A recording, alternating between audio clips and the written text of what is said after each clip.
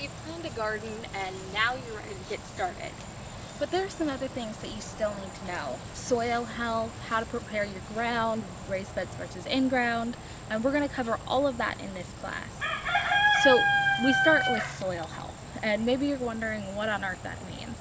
Basically, if you want a successful garden, you need to worry about your soil's health. That's just how it's going to be. If your soil isn't good, your plants are not going to thrive.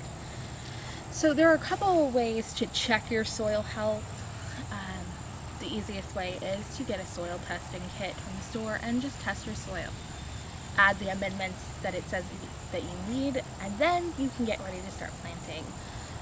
Our general rule of thumb for our gardens are when we open our gardens for the year, we add a layer of about an inch or two thick of compost. Well-rotted manure, compost, doesn't matter exactly what's in it, but that's going to feed our plants for the rest of the season. And we don't add fertilizer after that. That's all we do to prep our ground to feed our plants. And the next thing we're going to talk about is in the ground versus raised bed. Now, in the ground is your more traditional method for planting, and you've probably seen that before, but raised beds over the last couple of years have gotten more and more popular.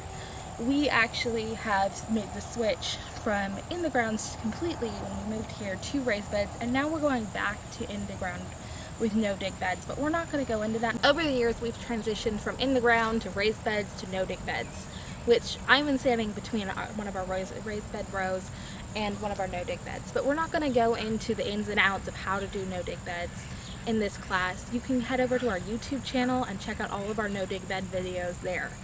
So the big thing when it comes to whether to go traditional in the ground or raised beds is weeds. So we always had a horrible time in the summer heat trying to keep up with the weeds. Now let's face it, this is Tennessee.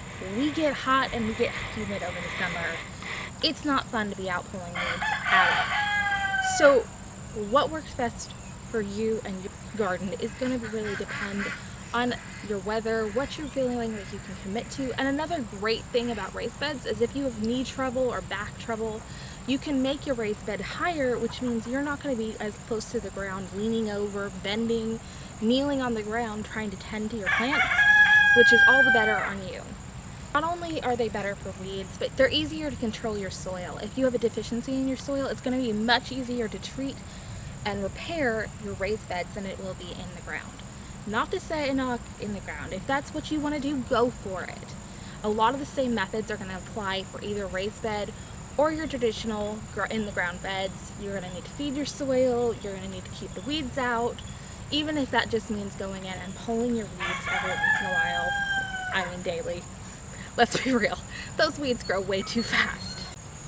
So another great thing about doing raised beds is that if you're trying to start a garden in a very small space, say you don't have a lot of room and you want to grow on your patio, your porch, your driveway, where you're not traditionally going to have soil, raised beds are a great option for that because you can build them exactly for the space you want. You can even pre-buy them at the store if you are not handy and don't want to build it.